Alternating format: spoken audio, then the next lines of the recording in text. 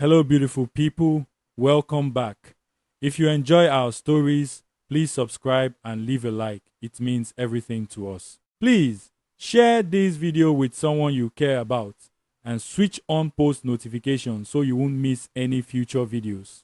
Thank you for always supporting. Now, relax and let's begin. Alicia stood over the stove, stirring soup that had stopped smelling like comfort. The spoon scraped softly, the only sound in a house that felt like it was holding its breath.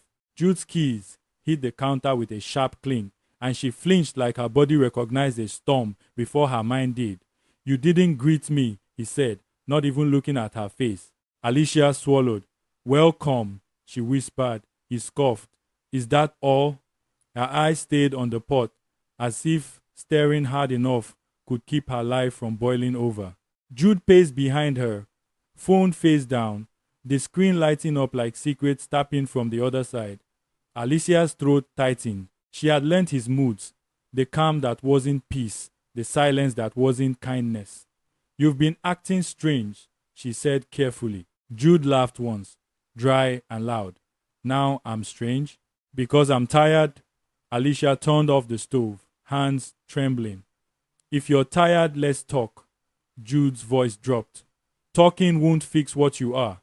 The words landed like a slap without contact, and Alicia felt something inside her go quiet. Sunday evening came with neighbors' laughter drifting through windows, and Jude used it like a stage. He dragged a small suitcase to the door, loud enough for the corridor to hear. "I'm done," he announced. "I'm going where I'm appreciated." Alicia stood by the kitchen doorway, her apron still on, her eyes swollen but dry. Jude looked at her like he wanted tears to crown him. "Say something," he urged, smiling. Alicia's lips parted, but nothing came. He tilted his head, of course, silent, like always. He swung the door open and stepped aside as if unveiling a prize. Vicky Ray entered in perfume and confidence, heels clicking like a victory song. She looked Alicia up and down, then smiled with pity that tasted like insult. "Hi," Vicky said brightly. Jude's arm slipped around Vicky's waist. "She is coming too," he added loud. From the corridor, a curious neighbor whispered, "Ha!" Alicia's heart thudded. She didn't scream. She just asked softly, "So this is the day you stop pretending?" Jude laughed big, pleased, triumphant. Vicky walked deeper into the living room as if she already owned the air. "Your house is cozy," she said, dragging the word like it was beneath her. Jude grinned. "We'll upgrade soon." Alicia watched their bodies move together like she was watching strangers rehearse a betrayal she had lived for months. Jude leaned close to Vicky's ear and whispered something that made her giggle. That giggle caught Alicia more than shouting would have. Alicia's hands curled into fists, then loosened again. She chose stillness, not surrender. Jude watched her face, waiting for the collapse.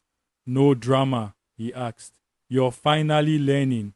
Alicia's eyes lifted to his, calm in a way that scared her too. "I'm learning," she agreed quietly. Vicky's smile widened. "Good, because men hate stress." Jude nodded like a king receiving praise. "See?" She understands. Alicia felt heat behind her eyes, but she refused to gift him her tears. She studied his pockets, his phone, his careless confidence. Some part of her whispered, "He thinks you're finished." Another part replied, "Not yet." When the door finally slammed, the silence that followed was heavy, almost physical. Alicia stood where she was, then sank slowly onto the couch, as if the floor had shifted under her. Her hands shook, not from weakness, but from the sudden release of pretending everything was fine. She stared at the blank TV screen and remembered the first day Jude changed her bank alerts to help her. Back then, it sounded sweet. Now, it felt like a hand over her mouth. She opened her phone, checked her messages, and saw nothing. No apology, no explanation, just freedom for him. She got up and walked through the rooms, counting things she had ignored. The missing documents, The way Jude always insisted on handling all money matters, the sharp way he asked for her PIN again last week. Alicia sat at the edge of the bed and pressed her palms into her eyes. God, she breathed. Then she forced herself to stand. In her fintech job, patterns meant everything. Fraud didn't announce itself with fireworks. It crept in like dust. She went to her laptop and began searching old notifications, old emails, old logins. Her grief turned into focus, slow, steady, deliberate. 2 days before Jude left, Alicia had been searching the car boot for a small receipt.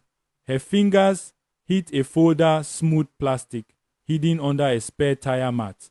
Inside were printed copies of her signature, scanned and enlarged, and sheets where someone had practiced the curves like handwriting lessons. She had frozen right there, standing in daylight with a secret in her hands.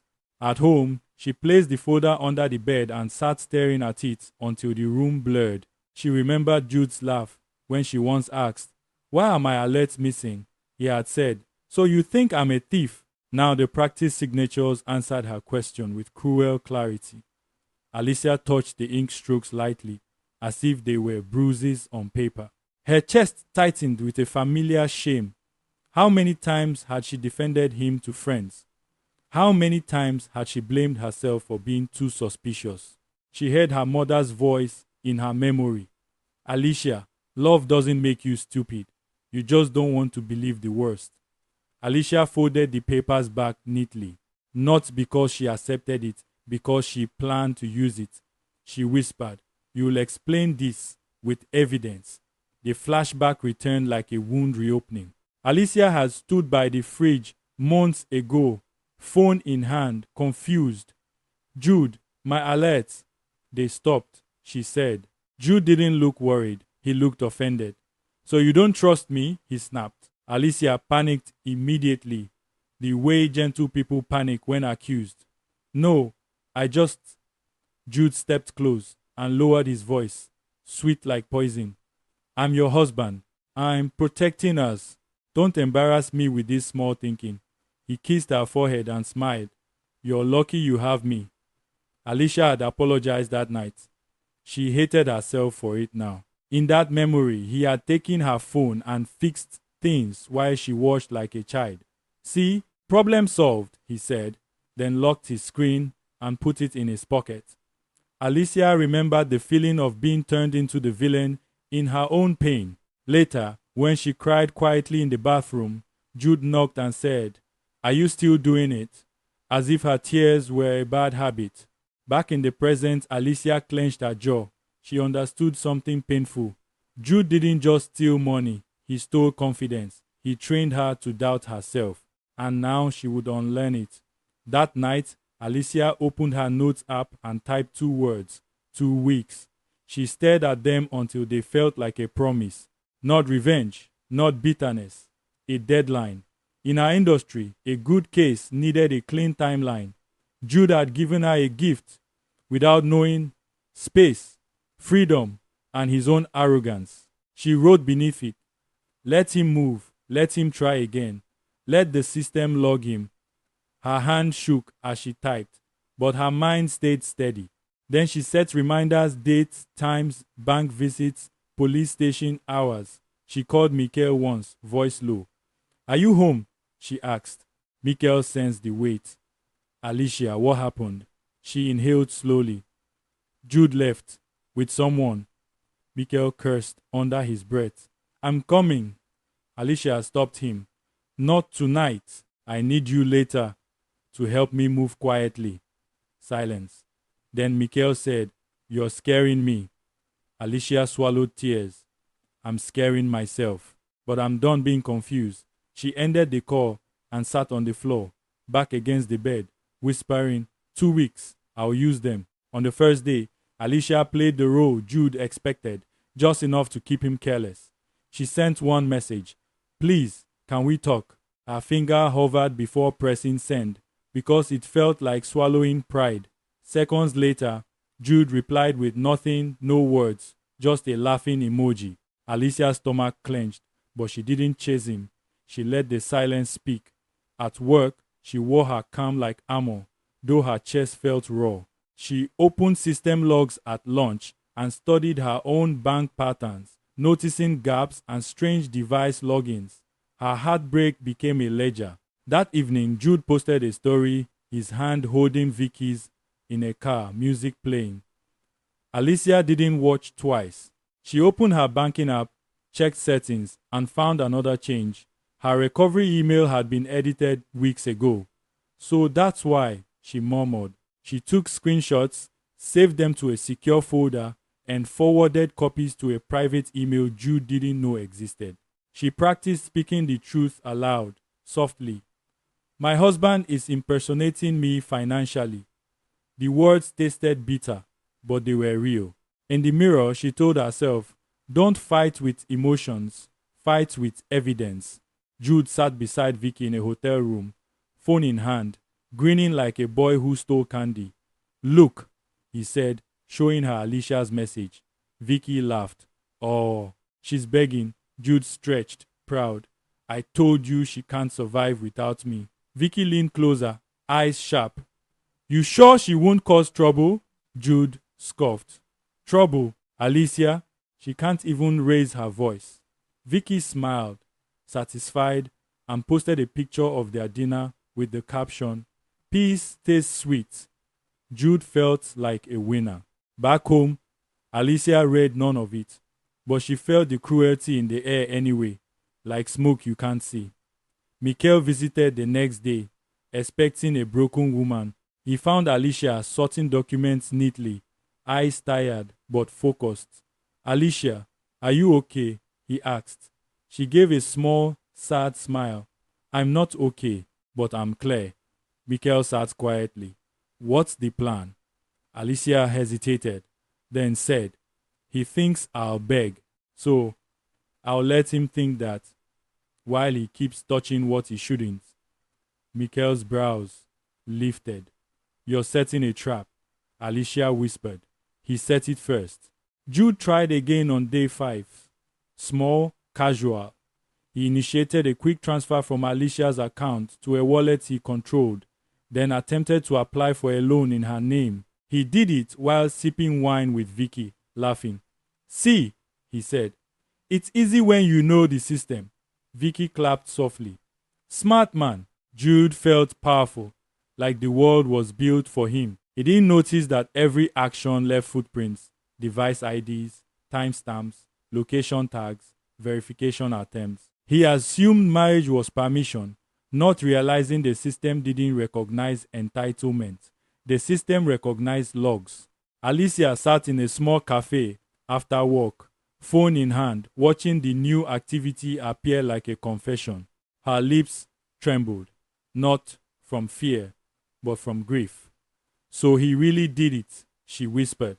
The betrayal stung in a new way when it became numbers on a screen. She called a trusted colleague in compliance, voice careful. Hypothetically, she began, if someone changed recovery details and tried loans. The colleague paused. That's fraud, Alicia, even if it's a spouse. Alicia swallowed hard. Okay, thank you. She ended the call, wiped her eyes once, and saved the screenshots like a woman saving her life. Mikhail met Alicia outside her apartment, scanning the street like someone who understood danger. You sure you want me involved? He asked. Alicia nodded. I'm sure I don't want to do this alone. They entered the house, and Mikhail froze at how quiet it felt, like laughter had been removed. Alicia walked through the rooms, touching small things, a photo frame, a pillow, a mug. I loved him, she whispered. Mikhail replied softly, you still do. That's why it hurts. Alicia's eyes glistened but stayed steady. Love can't be my handcuffs, she said. Help me pack only what's mine. As they packed, Mikhail tried to lighten the mood. You'll buy better curtains, he joked. Alicia smiled weakly. Then her smile collapsed. Do you know what's worse? She asked. He didn't just cheat. He made me feel crazy for noticing. Michael zipped a bag, jaw clenched. That's cruelty. Alicia stared at Jude's empty side of the wardrobe. He wants me small, so I won't ask questions. Mikhail touched her shoulder gently. But you're asking now. Alicia inhaled shakily. I need you to be my witness, Mikhail. If anything happens, someone must know the truth. Mikhail nodded. I'm here, no matter what. On day 7, Alicia discovered an old thread of messages from Jude. Small sentences that now read like instructions. Send the OTP fast. Why are you delaying? The app is misbehaving. I need to try from my phone. At the time, she had laughed nervously and complied. Now she read them with new eyes, feeling both ashamed and furious. She took screenshots, then recorded a note to herself. These are coercion patterns. At work, she printed device log histories she legally had access to on her own account. She highlighted the dates Jude claimed he was at the office, but logged in from elsewhere, evidence stacked like bricks. That night, Vicky called Jude's phone while he showered. It rang and rang until it stopped. Then Alicia's number flashed in missed calls on Jude's screen. He had saved her contact. Vicky rolled her eyes. She's still calling? Jude came out, wiping his hair. No, she's just pretending. Vicky smirked. Block her. Jude shrugged. Let her watch. It will teach her. In a different part of the city, Alicia stared at her phone after one unanswered call, then turned it face down. Good, she whispered. Stay arrogant. She placed her phone beside her growing file and wrote, Day 7. He still feels safe. Day 12 arrived like a quiet drumbeat. Alicia wore a plain outfit, hair tied back, face calm, even though her heart pounded. She didn't go to their usual branch too familiar, too easy for Jude to charm. She chose a different one across town, where his name meant nothing. Inside, the air smelled like cold tiles and paperwork. Alicia approached the front desk and said, I need fraud and disputes. The receptionist blinked. Is it about a transaction? Alicia replied, voice steady. It's about identity misuse. Those words made the receptionist sit straighter, like danger had entered politely. She guided Alicia to a desk marked with discreet authority. Alicia sat and placed her file on the table, hands neatly folded. Her fingers trembled under the table, but her voice did not. My husband has been impersonating me financially, she said. A pause. Then footsteps. Courtney Briggs arrived, composed, professional eyes that didn't waste time. I'm Courtney, she said, sitting down. Tell me what happened. Alicia exhaled slowly and began, not with tears, but with dates. Alerts changed on March 3rd. Recovery email changed on April 18th. Loan attempt on May 9th. Courtney's pen moved quickly. Alicia slid the signature folder forward. Courtney's eyes narrowed, and the room suddenly felt colder. Courtney flipped through the documents with calm precision. These are printed copies of your signature, she said. Alicia nodded. I found them hidden. Courtney looked up. Do you have proof of device changes? Alicia opened her phone and showed screenshots, settings edits, OTP prompts, failed verification attempts. Courtney's face remained composed, but her gaze sharpened. You understand, Courtney said quietly, that reporting this will have consequences. Alicia swallowed. I understand that doing nothing has consequences too. Courtney's voice softened for half a second. You're brave. Alicia shook her head. I'm tired. Courtney made copies and asked questions with the patience of someone building a case brick by brick. When was the last time you willingly gave him your OTP? Alicia's cheeks burned. Last month, she admitted. He said it was for a salary issue. Courtney nodded without judgment. Coercion happens like that, she said. Alicia's eyes watered. I feel stupid. Courtney leaned forward slightly. You're not stupid. You trusted the person you married. Alicia's lips trembled. He made that trust a weapon. Courtney closed the file carefully. Okay, she said. We're escalating this. Today. Alicia's chest tightened not with joy, but with the weight of finally naming the truth. A young bank officer approached, voice hesitant. Madame, are you sure? This is your husband. The sentence sounded like an excuse the world always used to protect men. Alicia's eyes didn't flinch. That's why it's worse, she replied. The officer looked uncomfortable. Courtney stepped in, firm. Fraud is fraud, regardless of relationship. We follow procedure. Alicia felt a strange relief at hearing someone say it out loud. Not wife problem. Not home issue. A crime. Courtney asked Alicia to sign a statement, and Alicia's pen hovered heavy. This signature, her real one, felt like reclaiming herself. She signed carefully, silently. Afterward, Alicia sat in the waiting area while Courtney made calls behind a glass partition. Alicia watched people deposit cash, smile, complain about small fees, ordinary life continuing while hers turned.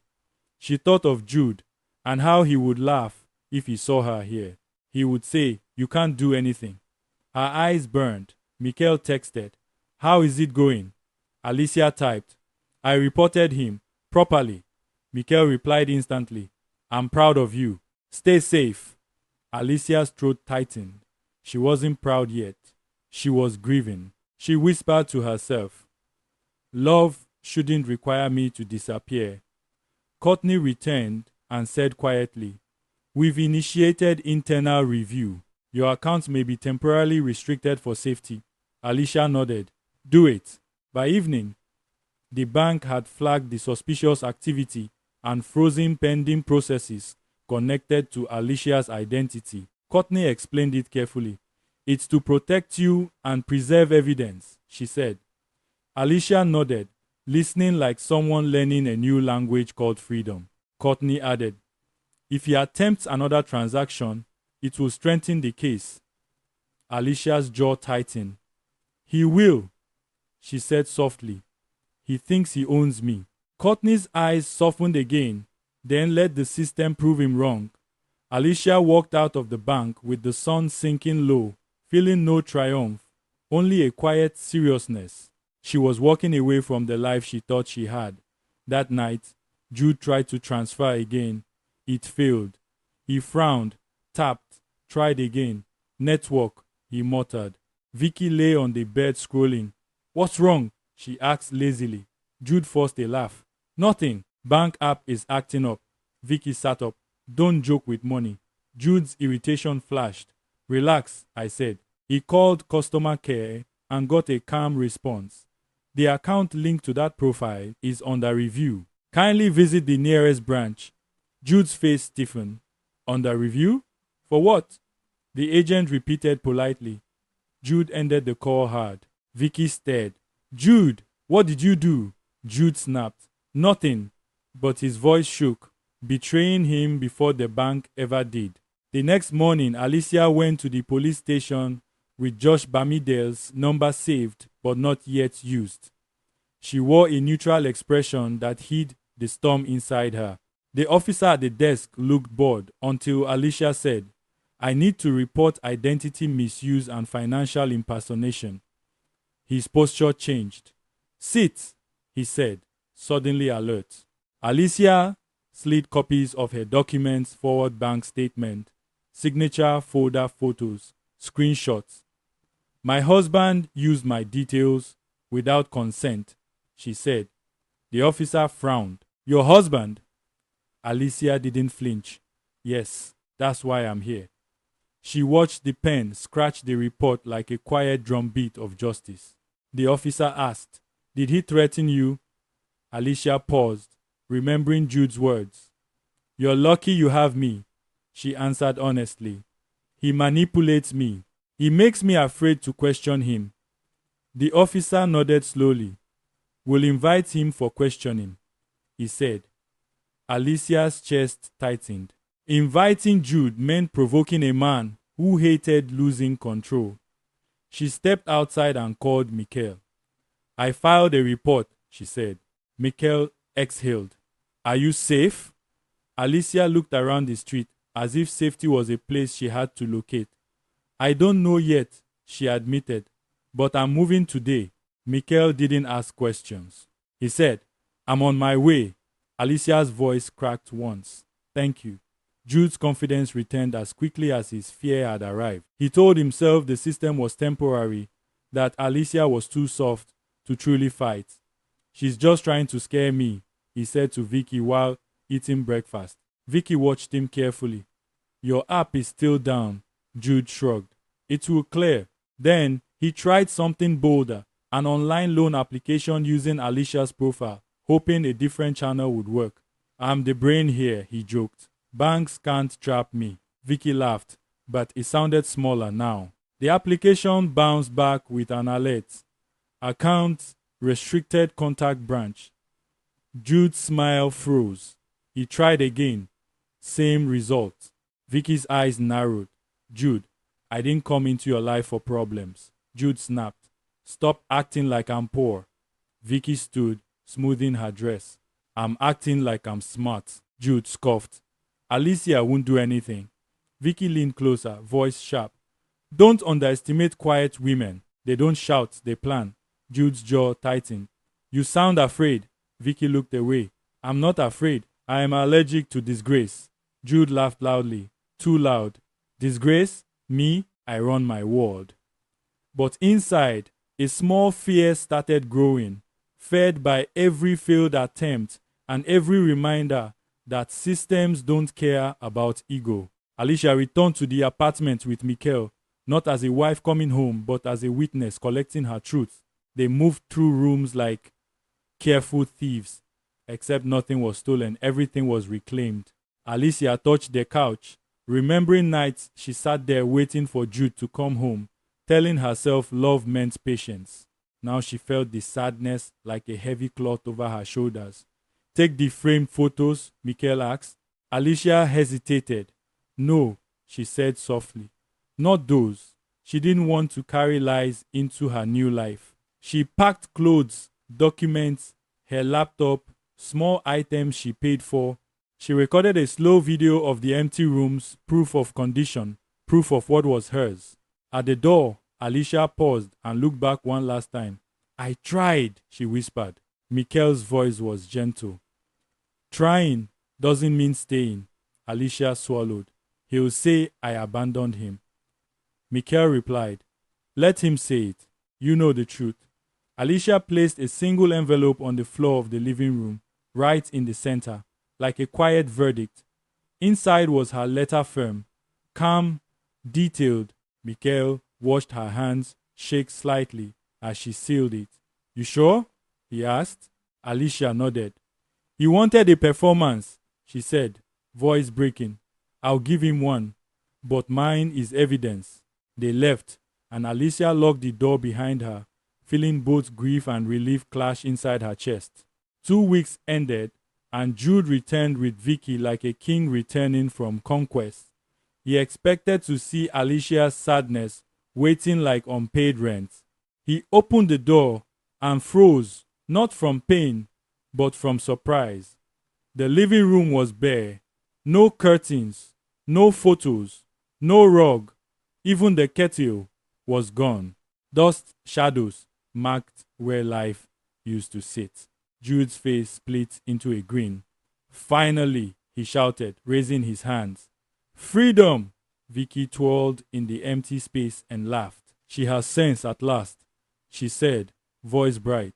Jude walked around, enjoying the emptiness like it was victory.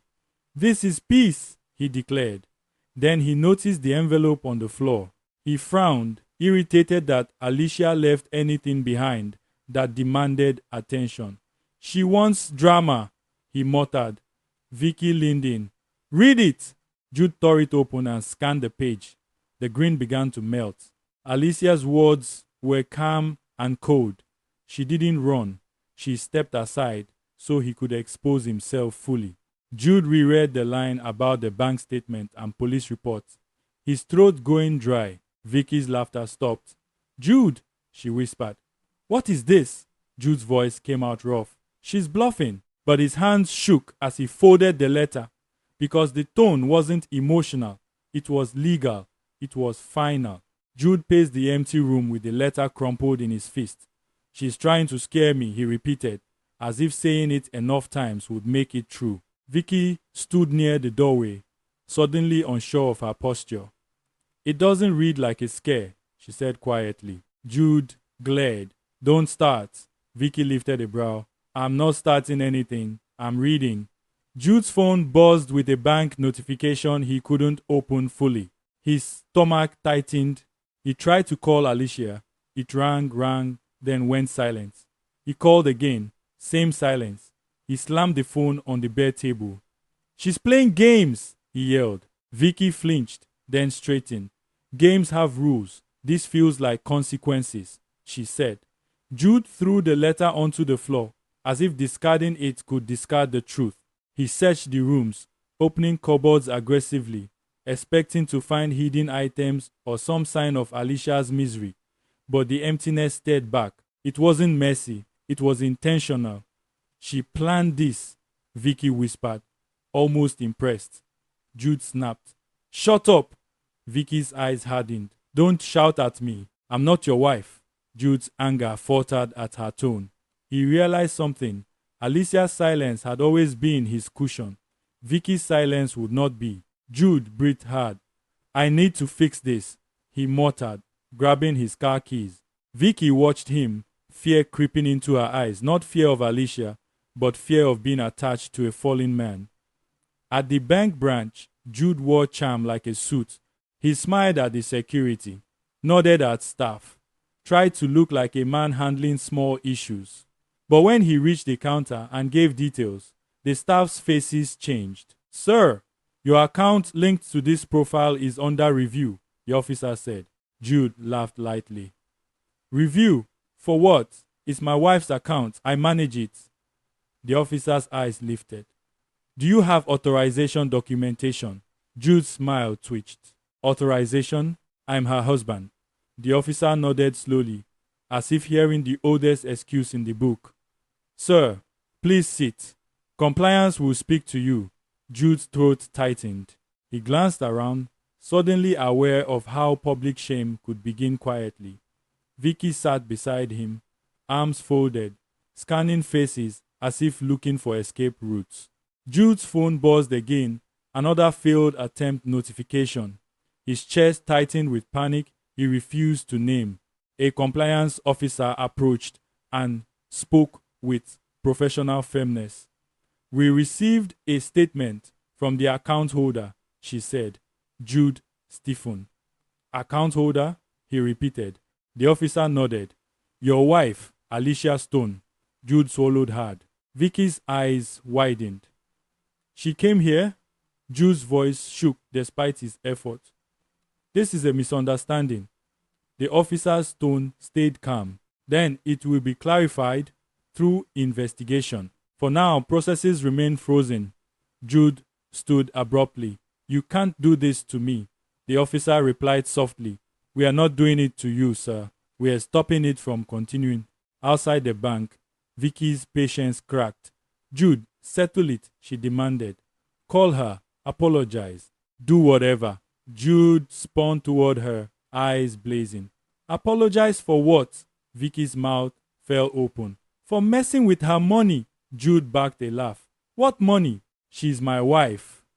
The sentence fell heavy between them, exposing him more than any bank report could. Vicky stared like she had just seen his true face. So, if I marry you, she said slowly, my money becomes yours too? Jude scoffed. Don't twist it.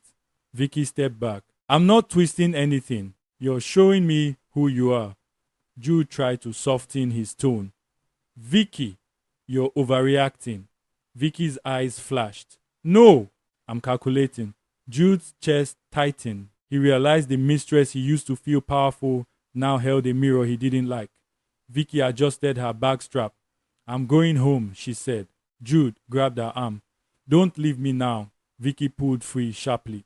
I didn't come to suffer consequences with you. She walked away, heels clicking like a countdown. Jude stood alone, feeling the first true taste of regret. Not love regret, but power regret. He whispered to himself, Alicia can't do this. But the system already was. The following morning, Jude walked into his office with false confidence, but the air felt different. Colleagues avoided his eyes. Even the receptionist's smile seemed careful. He reached his desk and saw an email from HR. Report to the conference room at 10 a.m. Jude's stomach flipped. At 10 a.m., he sat across from HR and his supervisor, their faces formal. Jude, his supervisor, began. We received an official inquiry connected to a banking investigation. Jude's mouth went dry. Banking investigation? He repeated. HR nodded. Your name appears in relation to identity misuse. We need your devices for review due to your access privileges. Jude tried to laugh. This is ridiculous. No one laughed back. He attempted charm. You know me. I'm a family man. HR's eyes stayed flat. Then this should be easy to clear, she said. Jude's voice rose. My wife is emotional. She's trying to punish me because I left. His supervisor leaned forward. Your marital issues are not our concern, he said sharply. But anything that impacts the company's integrity is. Jude felt sweat gather under his collar. He realized how quickly reputation could fall when people stopped believing your smile. As he handed over his devices, he remembered Alicia stirring soup, quiet, tired, ignored. He had believed she was powerless. Now he was the one being watched, measured, restricted. The humiliation began, not with shouting, but with procedures. Courtney Briggs sat in a glass office, reviewing Alicia's file like a case that demanded respect. She didn't treat it like gossip. She treated it like a breach. She pulled transaction histories, matched device fingerprints, and compared timestamps to the statements Alicia provided. The pattern was clear, too clear. Courtney called her superior. We have consistent unauthorized access linked to the spouse, she reported. Evidence includes signature replication and coercive OTP messaging. Her superior paused. Proceed with escalation, he said. Courtney's eyes narrowed with quiet anger. She had seen people hide behind relationships too many times. Understood, she replied. We'll preserve all logs and coordinate with law enforcement. She hung up and exhaled slowly. Systems could be cold, but sometimes cold meant fair. Alicia received a call from Courtney later that day. Mistress, stone Alicia. Courtney corrected herself gently. We've escalated your file. Please avoid direct contact with Jude. Keep communication through documented channels. Alicia's voice was soft. He tried to call me 20 times. Courtney said, don't respond. Every attempt matters. Alicia swallowed. It feels wrong, ignoring him. Courtney replied, he ignored your safety first. Alicia's eyes watered. I loved him, she whispered. Courtney's tone softened. Loving him doesn't mean letting him erase you. Alicia breathed shakily. Thank you. Courtney ended with a firm reminder. Stay consistent. Your calm is your power. Alicia hung up and stared at her phone, realizing her quiet life had turned into a war of paperwork and she was finally armed. Josh Bamidale's office smelled like paper and responsibility. Alicia sat across from him, hands folded tightly, eyes tired. Josh listened without interrupting, letting her speak at her own pace. When she finished, he asked, are you ready for a process? Not a fight process. Alicia nodded slowly. I'm ready to stop bleeding silently, she said. Josh opened a file and began outlining steps. Separation filing, protective clauses, communication boundaries, and documentation of financial abuse. We won't insult him, Josh said. We'll structure him. Alicia swallowed. He'll say I'm wicked. Josh replied calmly. Let him. Courts don't judge feelings first. They judge evidence. Josh drafted letters and explained each one like he was placing bricks carefully. This one informs him communication must go through counsel, he said. This one requests protective conditions because harassment may follow. Alicia hesitated. Protective, like restraining? Josh nodded. If necessary, emotional abuse and financial impersonation can justify boundaries. Alicia's voice trembled. He'll be furious. Josh's eyes remained steady.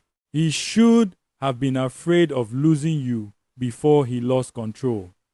Alicia stared at the floor, tears slipping silently. Josh pushed a tissue box closer but didn't rush her. He said gently, Alicia, you are not destroying him. You are ending his access to harm you.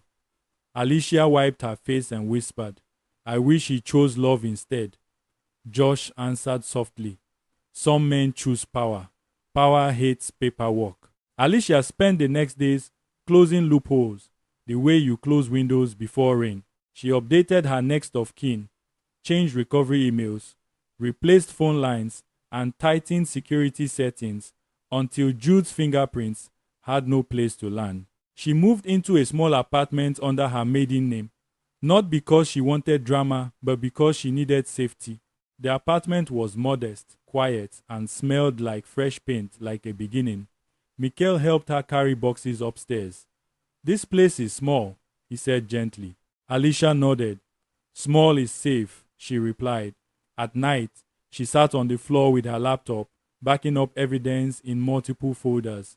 Her heart ached, but her hands worked. One evening, Jude's number called from an unknown line. Alicia's phone lit up. Her breath caught.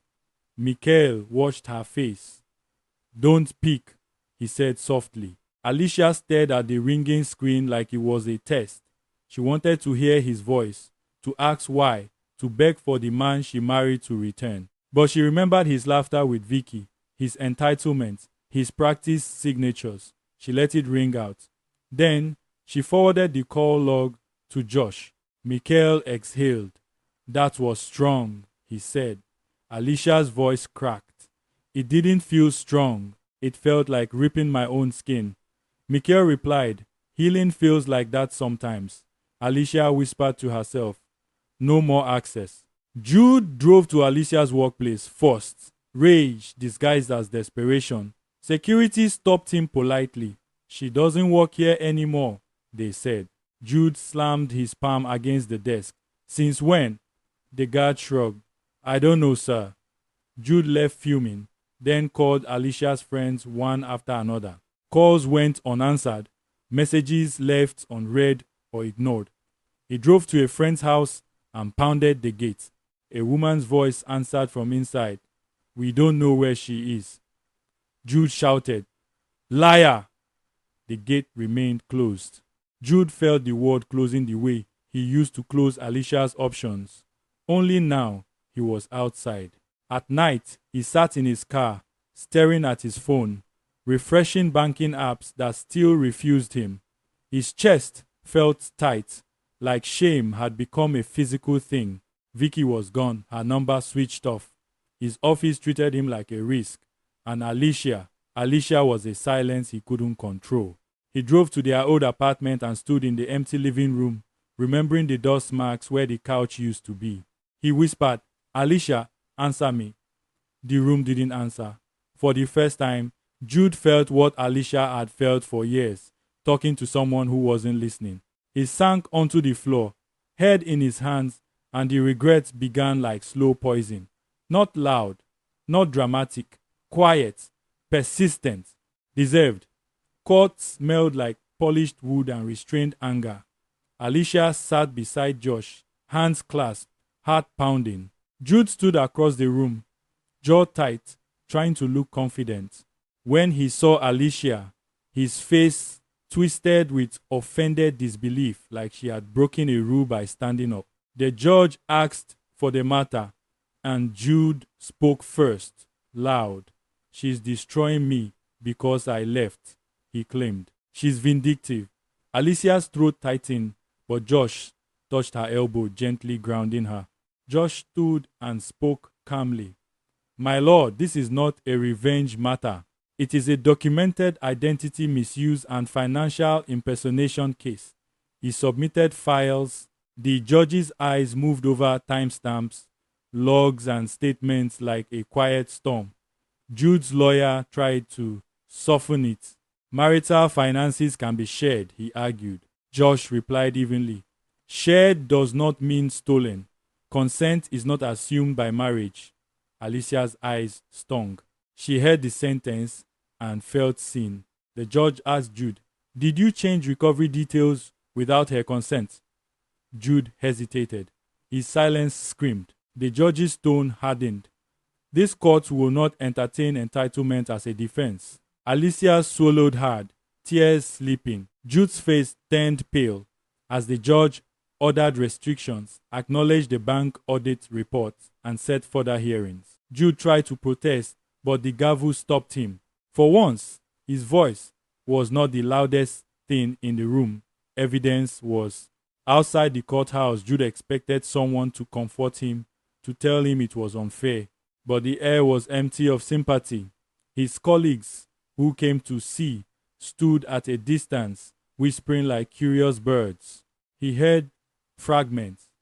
Fraud, his wife, disgrace. Jude's stomach twisted. He looked for Vicky, but she was gone, like smoke. He looked for Alicia, but she walked away quietly with Josh, head high, tears drying on her cheeks. Jude wanted to shout her name, to force one more conversation, but his lawyer grabbed his arm. "Don't," he warned. "You worsen it." Jude swallowed, rage collapsing into something uglier, helplessness. Alicia sat later in her small apartment, the kind of quiet she used to fear now feeling like peace. Michael brought food and set it down gently. "You did it," he said. Alicia shook her head, eyes wet. "I lost a marriage," she whispered. Michael replied softly. "You regained yourself." Alicia stared at the wall, remembering the soup, the suitcase, the laughter. She whispered, "I wanted love. I got lessons." Her phone buzzed another missed call from an unknown number. She forwarded it to Josh without reading and set the phone down. Across town, Jude sat alone, staring at the letter she left.